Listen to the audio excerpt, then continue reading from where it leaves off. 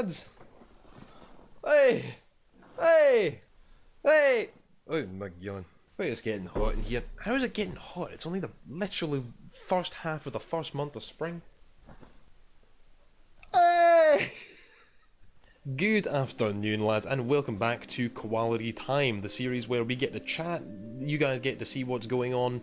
I had an intro for this video planned out and everything. Anyway, welcome to episode 4 of the series. Holy crap, where did 4 months go?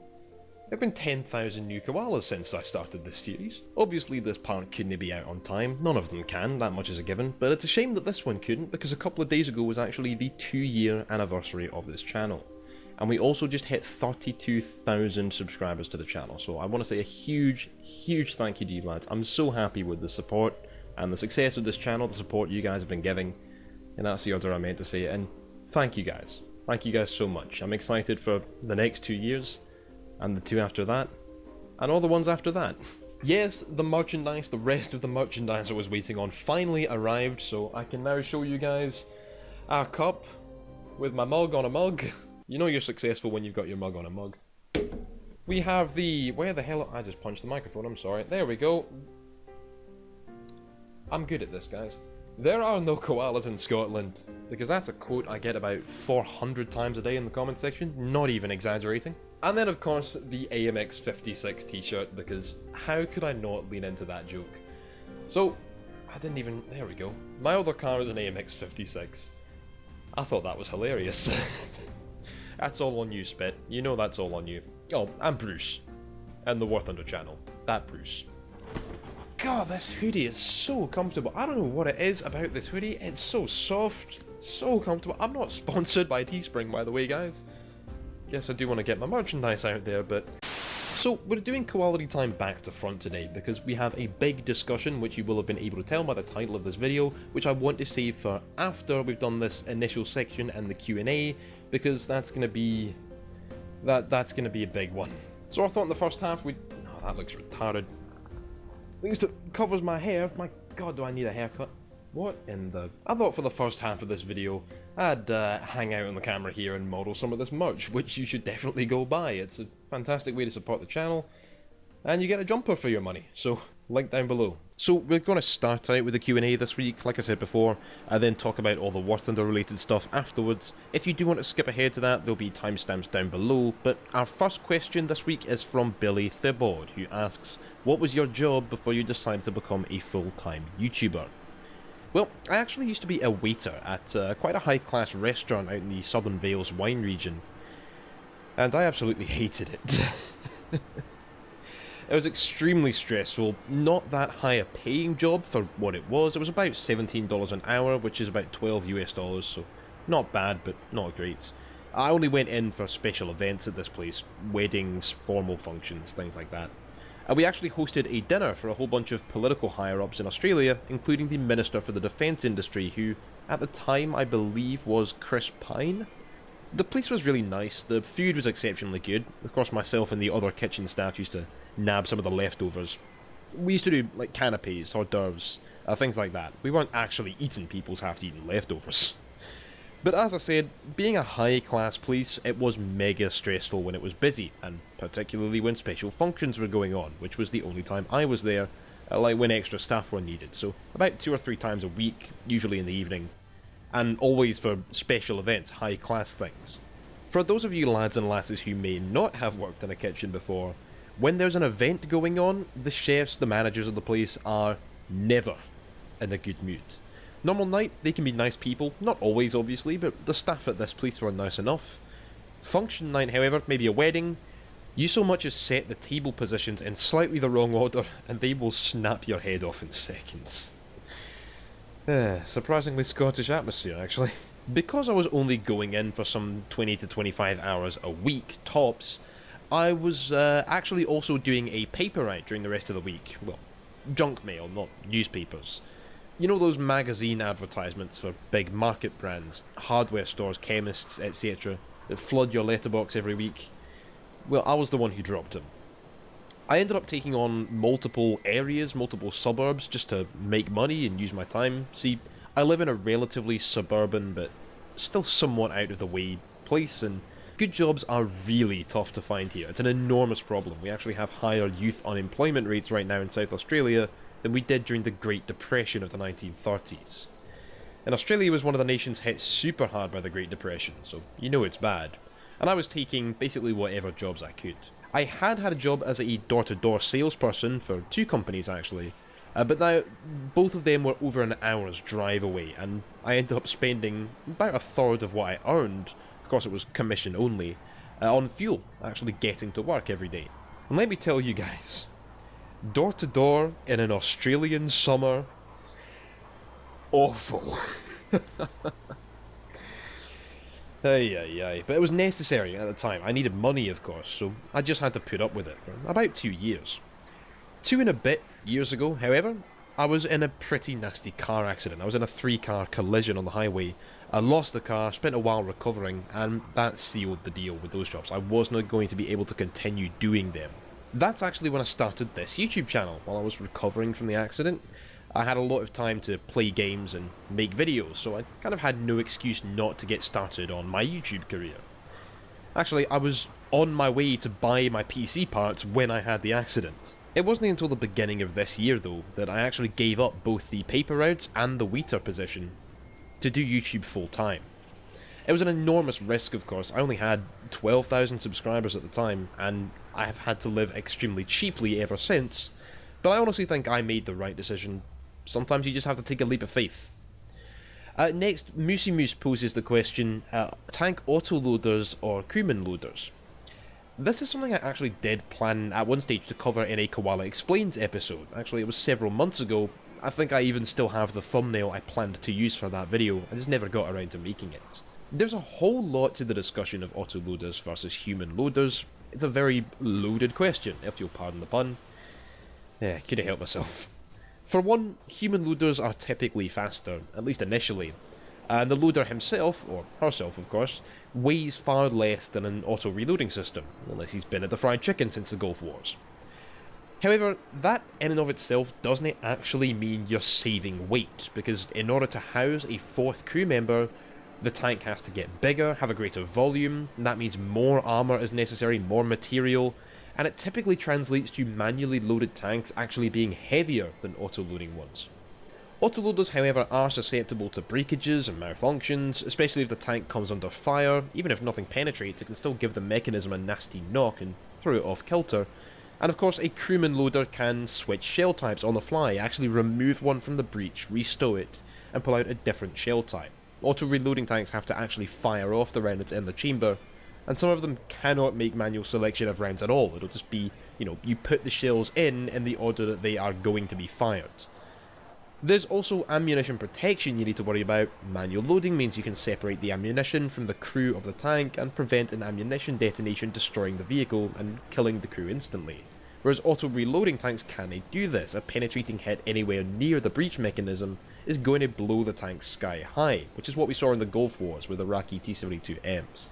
The safety of Russian autoloaders in particular, both detonating and injuring crew members, is often exaggerated as being extremely bad. It's really not as bad as people make it out to be, but it's still never going to be as safe or as adaptable as a human loader.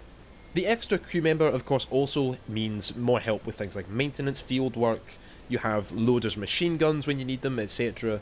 So auto-reloading mechanisms for tanks obviously have their benefits, but I have to say, personally, I'd be on team crewman loader. Let me know your own thoughts in the comments. Anyway, that's going to be it for this month's Q&A. There were many more comment questions, but they were all related to, hey, this would be good to see in War Thunder, and I think by the title of this video, you'll see why I didn't answer those ones in this episode.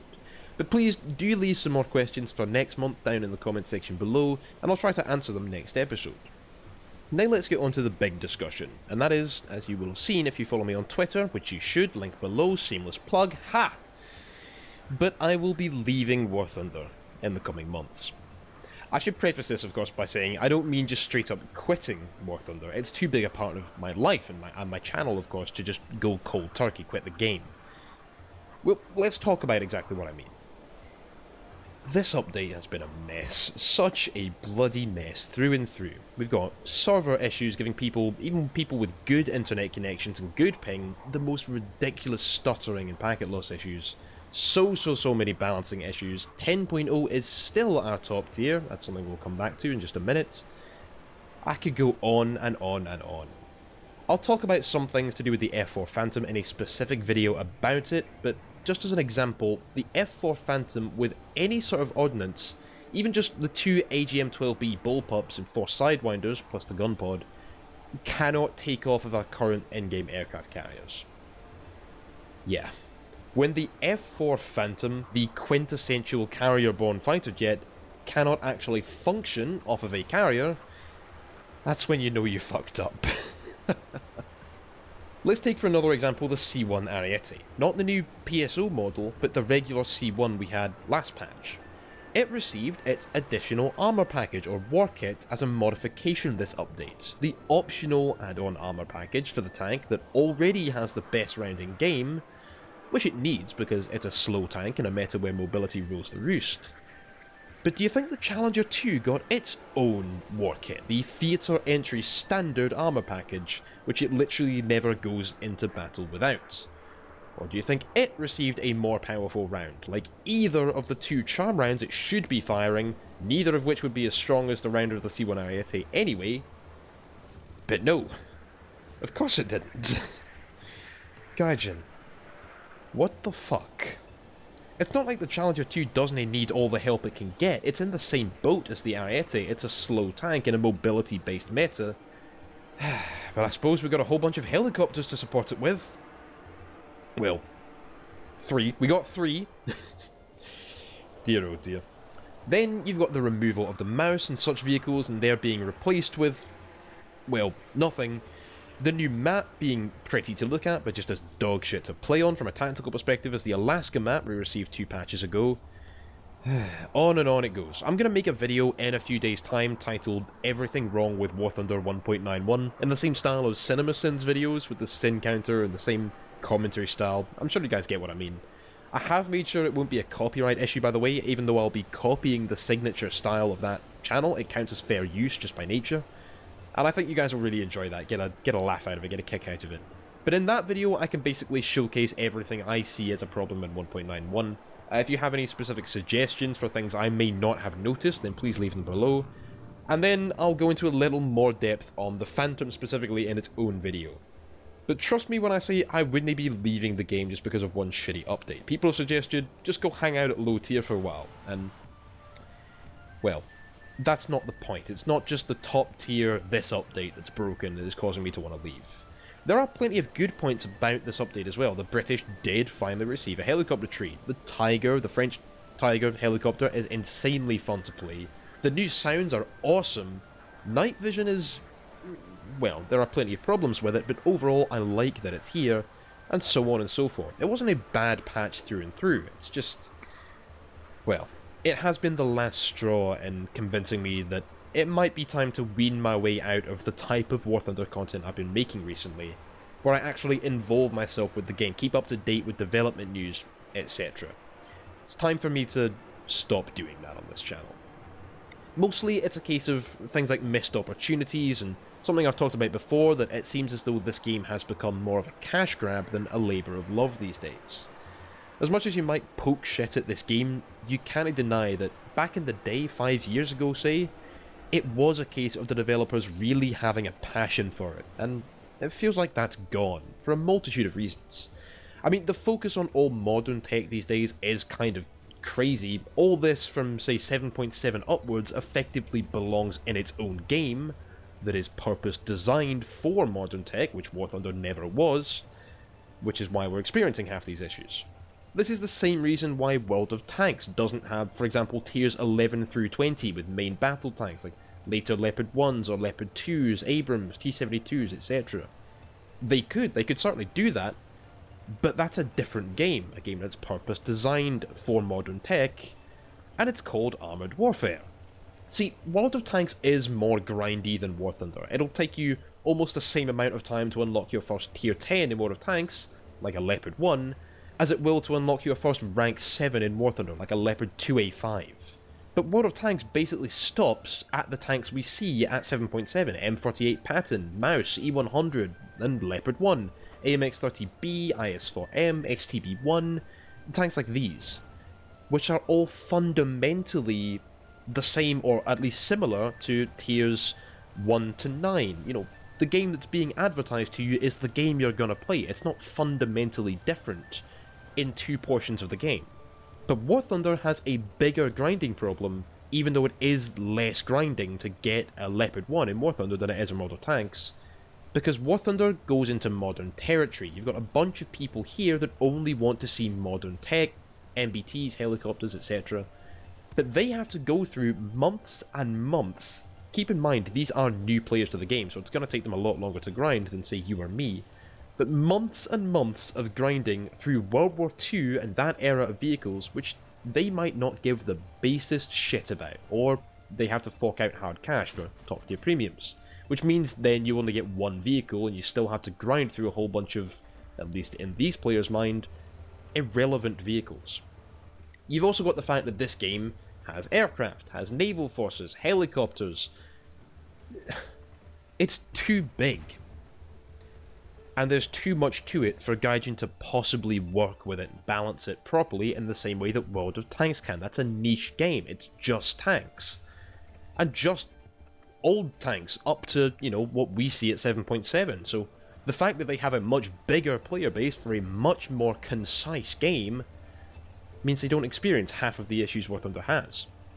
It'd be like somebody picking up, let's say, Battlefield 1, the World War 1 Battlefield 1 that was released a few years ago, loading it into their console, maybe an Xbox 360, and getting the message, you can't actually play Battlefield 1 right now until you've completed Battlefield 3, the modern game that came before it, with Abrams tanks and F-18 Hornets.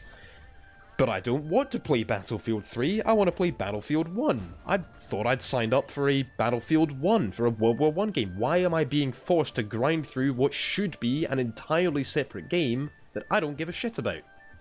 Of course, in War Thunder it's the other way around, but the fact is that the game that is being marketed to people is fundamentally different to the one that they will actually have to play when they create an account. You've got a multitude, seriously, just a huge number of other issues than that, from, say, map design being shit compared to World of Tanks. There'll be a World of Tanks gameplay in the background, and take a look at the map design, and I promise you, every single rock and bush and every location has been placed here intentionally because it is tactically relevant. In War Thunder, it's just placed there to look good, and oh yeah, tanks have to drive on these maps, don't they?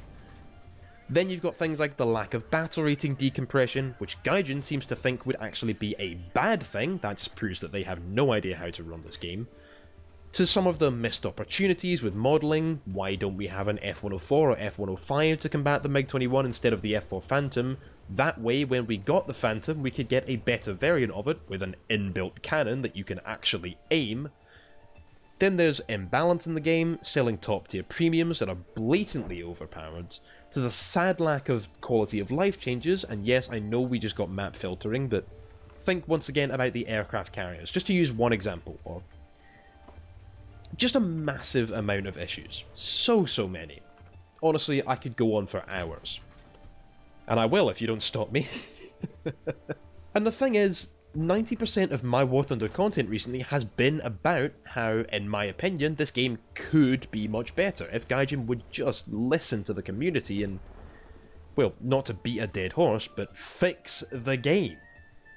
That's another thing. The interaction between the developers and even some of the higher-ups in the Content Partnership Program, let alone me, let alone you guys, it's basically non-existent. We have no connection to the developers themselves, just moderators, which they themselves don't have any power in Gaijin. The coding for this game is an absolute bloody mess. The whole thing is a bloody mess. Things that would be fixed in a day when it comes to other games, they won't be fixed for months, if not years in War Thunder, because there are so many more pressing things that need to be fixed, which there shouldn't be. A naval aircraft that is incapable of functioning off of aircraft carriers? How long do you think that will take before Gaijin gets around to addressing? I mean, it took them nearly 7 years to fix the jet flame effect. You see what I mean though? One big thing is that this game has turned into one which, like I said earlier, is fundamentally different to the one that Gaijin set out to make. The groundwork of this game was designed with World War II aircraft and then later World War II tanks in mind, and this modern game has just been placed precariously on top, rather than having its own groundwork laid for it, which is designed to work with the style of vehicles we've been seeing recently. That's why a lot of the top tier gameplay feels very lackluster. The game wasn't designed for it. It's just been slapped in on top, and it doesn't really suit. It feels out of place. I'm sure you guys can get what I mean. It feels like it wasn't here by design. You can't build foundations for a suburban house and then expect to slowly build a skyscraper on top of it. That just doesn't work. And players are seeing this. I don't need to talk about some of the big issues in this game to you lads. I'm sure you can see them. The fact is that the game is, well, fundamentally broken in every aspect, and I know that sounds harsh, but it's true. It just exists now to facilitate the addition of more monetizable content. Introduce a new nation, or tier, or vehicle type, and boom, you now have the opportunity to introduce more premiums too. All the work that's being done for gameplay's sake is kind of being done begrudgingly, because, oh yeah, I guess there needs to be some of that gameplay for us to expect players to pay us for all of this stuff. It was Mags TV who said, "For a player, the gameplay is what we're here for. The grind is just a side thing, a challenge to overcome." Well, Gaijin sees it the other way around. The grind is why they're making this game the way they are. The gameplay is only here to facilitate that, which is why very little will be done to improve it, as long as it looks fundamentally solid at a glance. In fact, at a glance could very well sum up the audience that Gaijin is actually working for. To now call upon something McChickenbites said, the target audience of War Thunder is not us long-term players. It's the new guys who rock up, spend some money, realise that the game is essentially broken at all tiers, and then leave. Gaijin doesn't have to retain the players, they just have to entice them in the first place with a game that looks functional and fun at a glance. Well, I've been glancing for a very long time, and it's gotten to the point where I just can't overlook the things I find to be problems with this game. Every single match I find something that I think, God, I wish this were better. God, I could have done this better if I were in charge of these, this company, this game.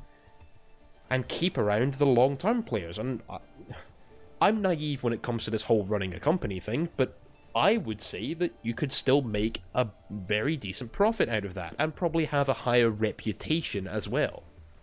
But why would Gaijin care about me? They have all the money I'll ever be willing to spend on this game. I am now effectively just here to fill the match queue, and because I have this YouTube channel, I also happen to be some useful advertising for them.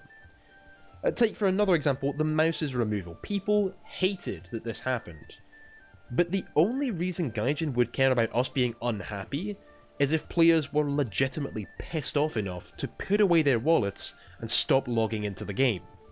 And this is something else that Mags said. When Gaijin announced the removal of those German vehicles, did they lower their income stream and lower the player base of the game because people were pissed off?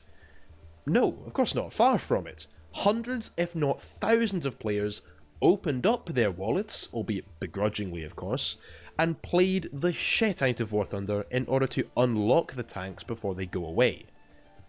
And Gaijin claims they're removing them to fix issues.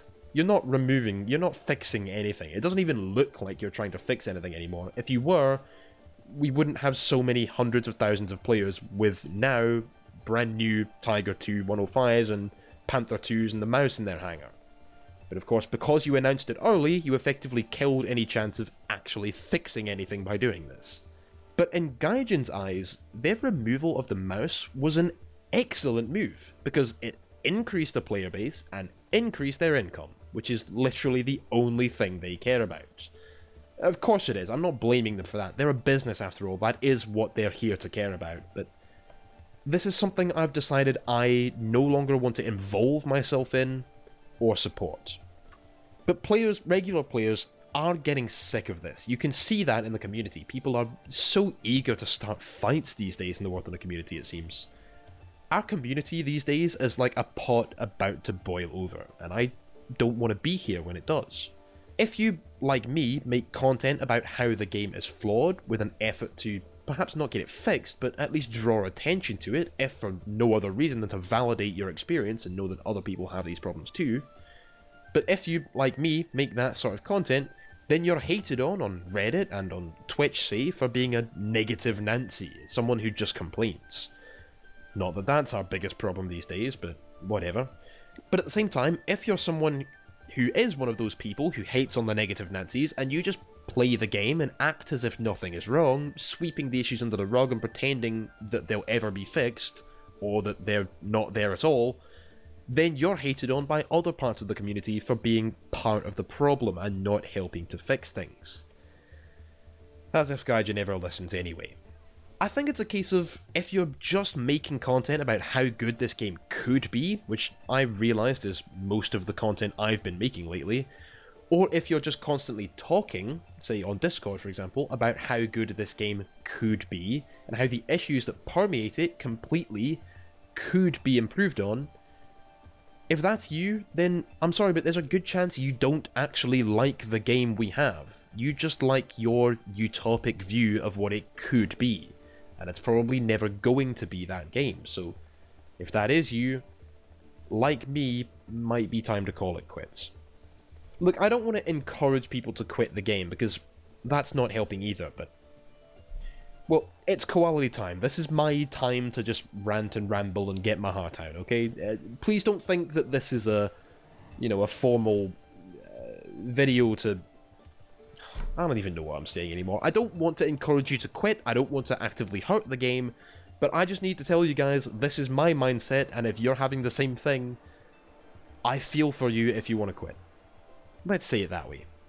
For some people, the perfect game, the game they want to have, literally just means having a tanks-only game mode.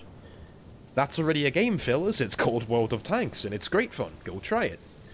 But a game with, realistic damage models like War Thunder, just without aircraft as close air support. Say, if you hate close air support, that might be all you want out of this game right now. Well, previously, I'd have said, that game that you want just doesn't exist. Don't play War Thunder thinking it's going to turn into that game. War Thunder will never be that game, so if that's the game you want, War Thunder isn't for you. But then recently we had the Tankers Day event, where there was a tanks-only game mode. And I'm going to be honest, I am worried by how much positivity there was in response to that event. We as a community seem to have this false notion that whenever Gaijin does anything remotely positive, we need to praise them to the moon and back for it, rather than having things that we're actually allowed to expect them to buck up their ideas and do. So all the positivity I saw after the Tankers Day event, well, I'm worried that this game will get a tanks-only game mode, and if that happens, I am out. Completely. I'm done. I'm leaving. Cold turkey. I will actually just quit War Thunder if we get a tanks-only game mode and close air support as a thing dies in this game. Close air support is my favourite part of this game. Gaijin removes that, they remove me. It can't exist in a game where there's a tanks-only game mode, because the only people playing the one with close air support would be the ones who want to play close air support. It would just turn into air battles. I had someone on Twitter say to me the other day that it seems as if the community holds Gaijin to a higher standard than they would other games developers, for example Rockstar or Bethesda, EA. But my response to that was, it's actually quite the opposite. We as a player base are extremely lenient on Gaijin. We get pissed off about certain things and then make a rant on Reddit or hell on YouTube, but then we let Gaijin get away with it. We don't stop playing, we just get it off our chests and then go back to playing, and the response of everyone around us is exactly the same every time. Yeah, haha, lol, it sucks. Gaijin is worst company. Game is shit, game is broken. Lol, Alt F4. Anyway, want a squad? It's just noise, and I cannot any longer be proud of my YouTube channel, something I have an intense love and passion for, just being more noise.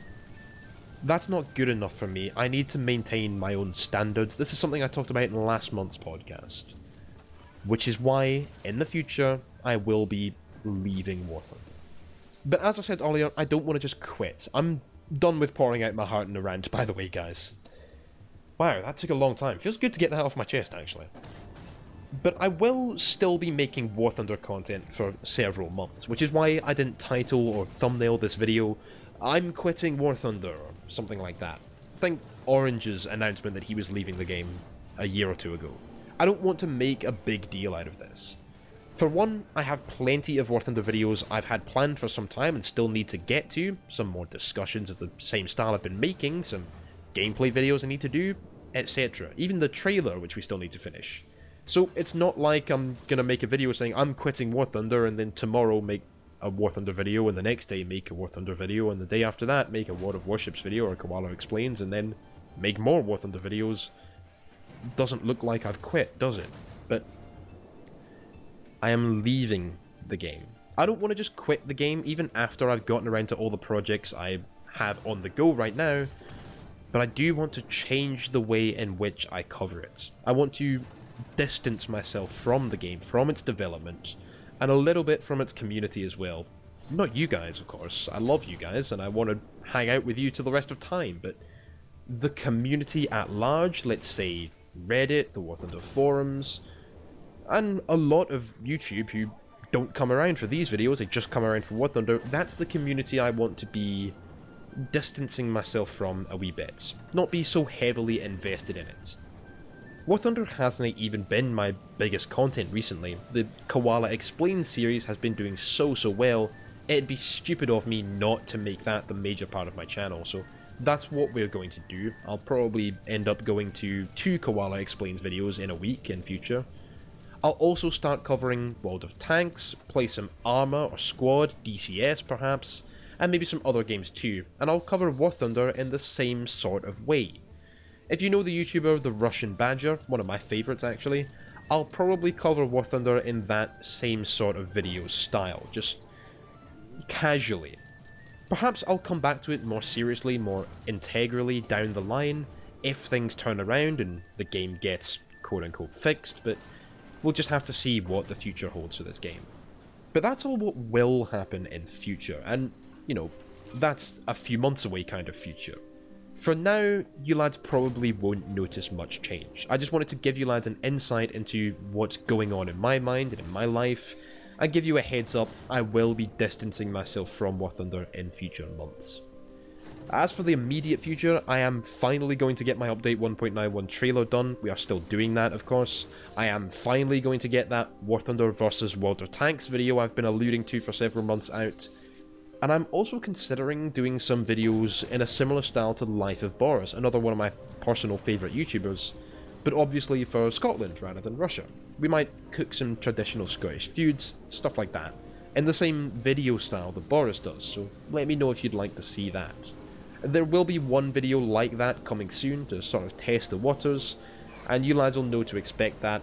When that comes out, we'll see if it proves worthwhile.